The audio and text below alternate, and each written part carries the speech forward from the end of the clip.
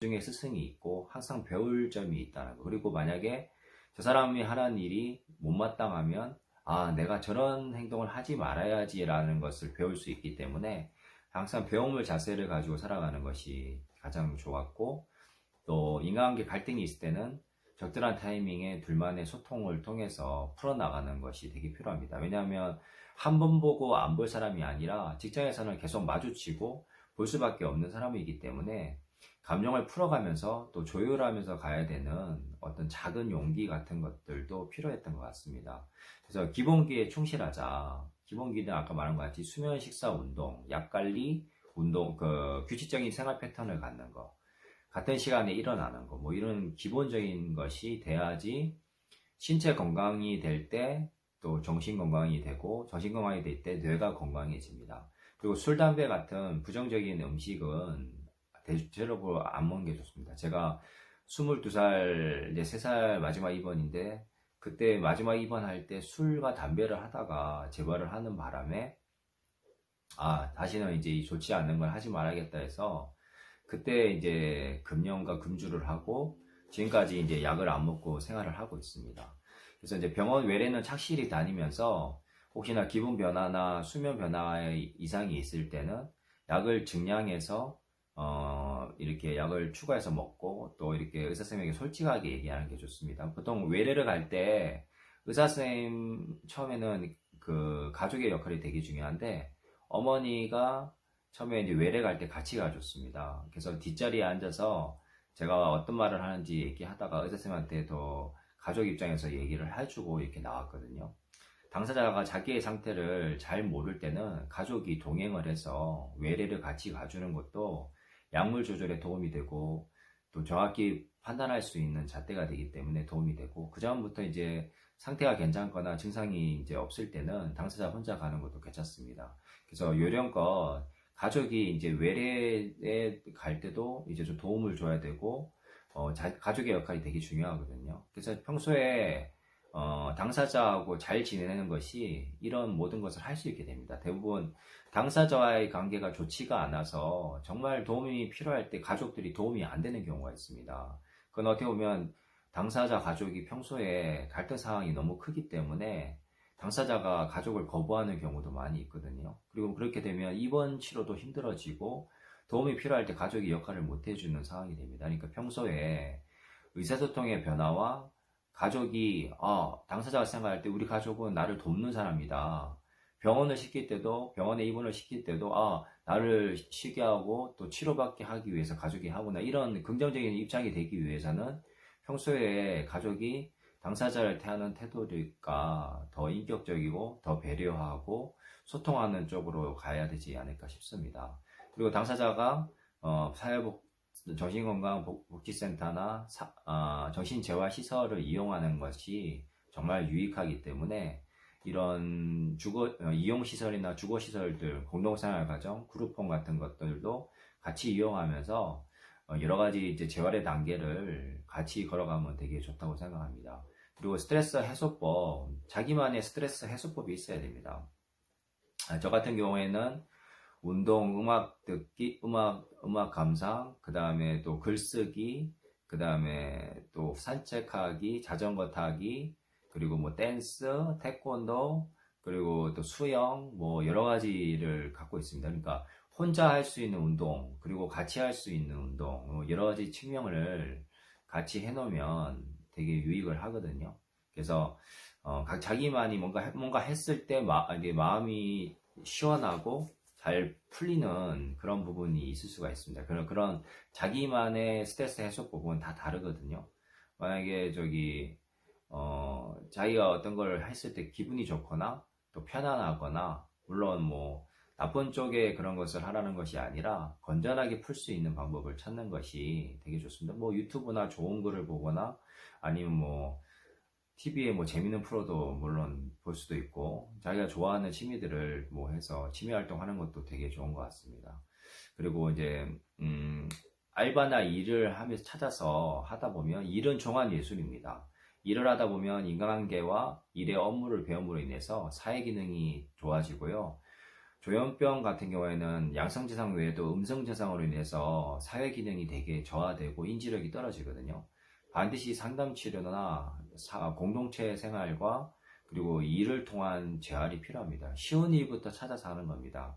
처음에는 알바나 그런 파트타임 일을 하다가 차차 시간을 들여서 자기에게 맞는 일을 찾는 것이 되게 중요하다고 합니다. 그리고 뇌회복의 5가지는 감사, 운동, 기도, 공동체, 영성입니다. 이거는 종교학자가 얘기한 것이 아니라 뇌과학자들이 얘기한 건데요. 감사는 회복의 첫걸음이고요. 운동을 하면 뇌가 활성화되고 뇌 피질이 두꺼워져서 또 뇌 건강이 안정화되고 심리적으로 안정이 됩니다. 그리고 기도를 통해서 감사를 습관화하고 공동체를 통해서 사회화를 받으면 사회 기능이나 인지력이 좋아집니다. 그리고 순발력도 좋아지고 사회생활을 할 수 있는 상태가 됩니다.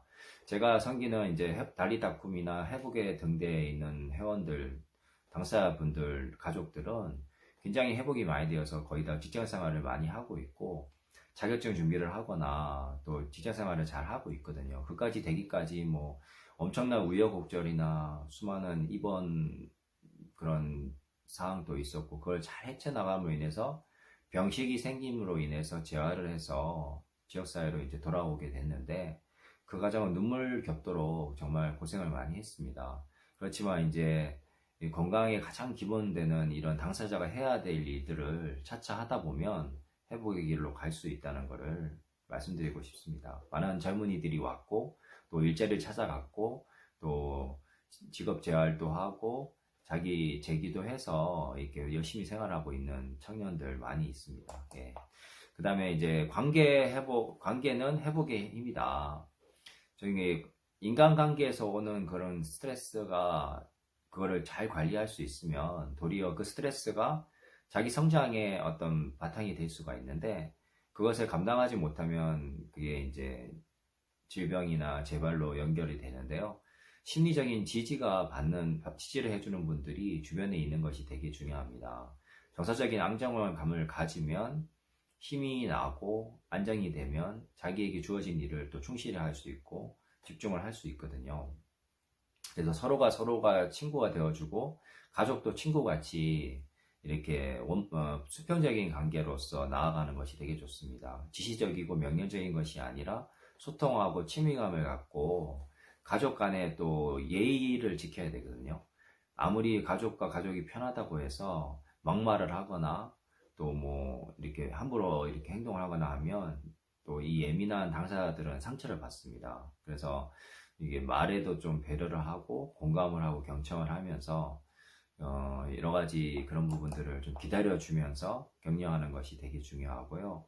공동체를 통해서 이제 회복해 나가고 또 당사자들이 좀 부적절한 표현을 하더라도 아, 네가 지금 힘들어서 그렇구나. 증상 때문이구나. 또 약을 부작용 때문이구나. 컨디션이 좋지 않구나. 하면서 여러 가지 측면으로 보는 것이 가장 좋은 부분인 것 같습니다.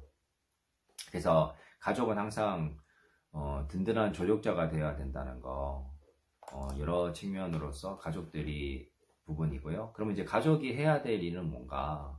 가족이 정말로 힘이 될 수 있는 존재입니다. 가족은 뭐 얘기했지만 사랑하지만 또 미워할 수 있는 존재가 또 가족이지만 그만큼 편하고 좋다는 부분이라고 말할 수도 있습니다.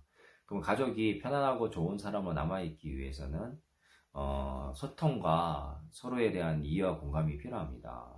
가족이 지시하고 명령하면 당사자들은 위축이 되고 자신감을 잃어가고 그 다음에 자기가 할 말을 못하게 됩니다. 그리고 예민하고 양심이 곱기 때문에 자기 세계 안으로 들어가면 이제 환청망상으로 들어가서 또 은둔형 외톨이 같이 집 밖에 안 나오고 문을 안 열고 집안에만 있는 그런 많은 청년들도 있거든요. 그거는 이제 어떻게 보면 가족의 역할이 되게 중요하다고 생각합니다. 가족들이 열린 마음으로 자녀들에게 필요한 것을 공급해 주는 것도 중요하지만 심리적으로 안정감을 주면서 대화하고 소통하는 것도 되게 중요합니다. 그래서 당사자가 지금 필요한 게 뭐고 무엇을 원하고 있는가, 가족과의 대화를 원하는가, 아니면 편안함을 통해서 자기의 일을 찾기를 원하는가, 아니면 질병을 관리하는 것이 필요한가, 그러면 거기에 맞게 정보나 책이나 뭐 유튜버들을 소개해 준다거나 아니면 공동체나 어떤 정신재활 시설을 나갈 수 있도록 또 연계를 한다거나 이런 여러 가지 부분들을 가족이 해줄 수가 있는 겁니다. 그래서 저 같은 경우에도 이제 가족들이 가족 교육을 받았고 또 신앙생활, 종교생활을 통해서도 서로가 이제 공감대가 생기면서 그런 의사소통을 하다 보니까 좀 더 잘 됐고, 옛날에는 거침없이 말하고 상처를 주는 직설적인 대화를 많이 부모님이 하셨는데 그 이후로는 이제 가족교육 받고 나서는 한 번 더 생각하시고 얘기하고 두 마디 세 마디 할 거를 한 마디로 좀 줄이시고 그리고 감정을 좀 읽어주는 방식으로 그렇게 하셨고, 또 가장 좋은 건 또 가족이 이렇게 포옹을 이렇게 허깅을 해줬어요. 제가 이제 가족교육을 받고 오더만 아들아 사랑한다, 너를 믿는다 하면서 아침마다 이렇게 안아주시는 거예요. 너무나 처음에는 이제 믿기지가 않았는데 나중에 이제 1년 동안은 그렇게 해주시는 거예요. 아들아 사랑한다, 나는 너를 믿는다, 나는 너 편이다 이렇게 하는데 나중에는 이제 1년씩 그렇게 하니까 이제 진심으로 느껴졌습니다. 부모님이 또 그 당시로는 제가 또 그렇게 마음이 이렇게 열리진 않았는데도 가족이 그렇게 의지를 가지고 행동을 하니까 부모님이 나를 정말 사랑하시구나. 그리고 나의 마음을 이렇게 좀 위로해 주시는구나 하면서 또 마음이 조금씩 풀어졌던 부분이 있습니다. 그래서 부모님의 역할이 얼마나 중요한가. 자녀를 품고 믿어주고 사랑하는 것. 많은 말이 필요하지 않습니다. 행동으로 사랑한다, 믿는다 하면서 격려해주고 등을 토닥거려주고 아들의 마음과 딸의 마음을 이렇게 이해해주는 그런 부모님. 그러면 원망과 후회가 줄어들고요. 또 상담 치료를 통해서 제3의 또 심리치료사, 심리 상담사를 통해서 또 도움을 받을 수 있습니다. 그리고 나서 저희 부모님은 이민을 가셨는데요.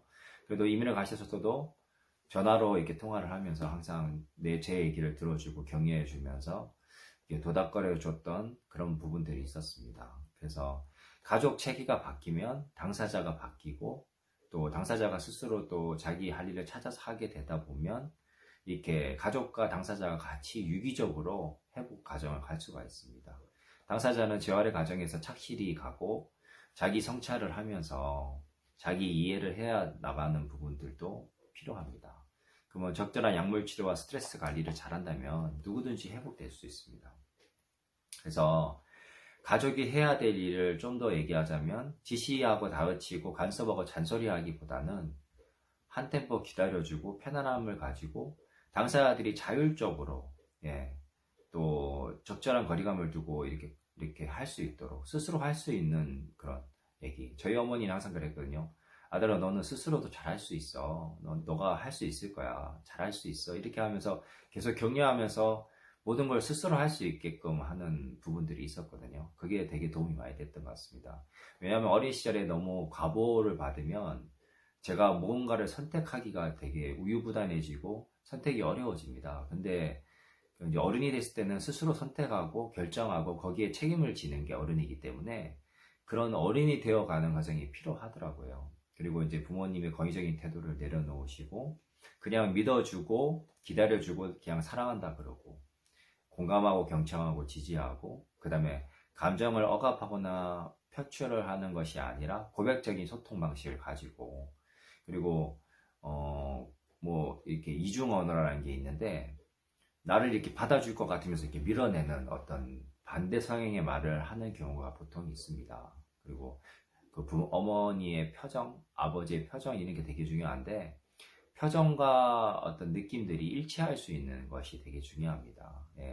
어떻게 보면 비언어적인 부분들이 되게 크기 때문에 사람들은 이 당사자들은 되게 예민하기 때문에 표정과 느낌과 말투만 봐도 어떻게 그걸 촉이 옵니다. 그래서 진심인지 아닌지를 알기 때문에 부모들이 이제 그런 예민한 이런 당사자의 어떤 것들도 좀 이해를 해야 되고 진실한 소통 방법으로 인해서 말과 행동이 일치할 수 있는 그런 부분들이 될 때 당사자들을 진심으로 도와줄 수 있고 응원자가 될 수가 있습니다. 그러면 친구 같은 관계, 옛날에는 상하 구조의 관계였다면 이제 대등한 그 성인이기 때문에 이제 편안한 친구 같은 존재로 서로 대화하고 산책하고 우리 이제 회원 중에 이제 어떤 어머니와 아들이 있는데요. 대학로 가서 이제 연극 같이 보고 또 좋은 경치에 가서 차도 마시고, 그다음에 밥도 먹으면서 또 여러 가지 활동을 하면서 또 시간을 보냈는데, 그 친구가 이제 유튜버 활동을 합니다. 그래서 유튜브를 찍으면서 어머니가 찍어주면 그 유튜브를 가지고 편집을 해서 유튜버로 활동을 하면서 굉장히 또 자기의 삶을 살아가고 또 직장 생활도 하고 하는데 재밌게 살아갑니다. 가족이 소통이 되면 엄마 아빠의 관계가 회복되고, 그다음에 또 부모와 자식과의 관계가 소통이 되면서 예전에 경험하지 못했던 그런 일상에서의 회복을 또 찾게 됩니다. 그런 과정을 통해서 또 많이 회복된 과정을 보는데요. 부모의 역할이 그만큼 중요하다고 생각할 수 있습니다. 예, 잠깐 쉬어가고 좀 이따가 세 번째 동영상 찍겠습니다.